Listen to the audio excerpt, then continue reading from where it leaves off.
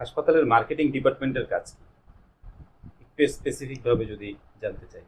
আপনি ধরে নিই আপনি একটা 50 বেডের হসপিটাল ওপেন করছেন। তো আপনার যখন হসপিটালটা ওপেন করবেন, আল্টিমেটলি দেখেন আপনি কিন্তু মার্কেটিংয়ের মধ্যেই চলে গেছেন। কারণ আপনার হসপিটাল যখন নিলেন আপনি তখন কিছু না কিছু প্রচার প্রসার করেছেন। এটাও কিন্তু আল্টিমেটলি এক ধরনের কাইন্ড অফ মার্কেটিং।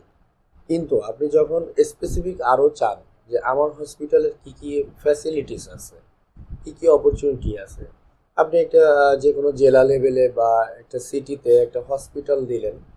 আপনার হসপিটালে দেখা যাচ্ছে সিটি স্ক্যান আছে কিনা, এমআরআই আছে কিনা, সিটি স্ক্যানটা কত স্লাইসের, এটা কিন্তু আপনার ডক্টর সরাসরি জানেন। এবং আপনি এটা এমন না যে একটা সার্কুলার দিলেন তার মাধ্যমে সবাই জেনে যাবে। তো এই জায়গায় আপনার একটা মার্কেটিং টিম অত্যন্ত জরুরি, যে কিনা একেবারে ফুট স্টেপ যাবে, ডোর টু ডোর প্রত্যেককে বারবার রিমাইন্ড দিবে আপনার হসপিটালের কী কী অপরচুনিটি আছে এবং কেন বেটার দেন আদার্স। তো তখন আপনার এই যে যে জায়গাটা মানব সেবার জন্য আপনি যে করতে চাচ্ছেন যে না আমি বেটার নিয়ে আসছি, অথবা আমি নিয়ে আসছি, বা আমি নিয়ে আসছি, আমার কি কি জিনিসগুলো আছে, ইন্টারন্যাশনাল কি কি ব্র্যান্ড আপনি ব্র্যান্ডিং করতেছেন আপনার হসপিটালে পেশেন্টের সেবার জন্য, এইগুলো আপনি প্রচার প্রচারণা করতে পারবেন।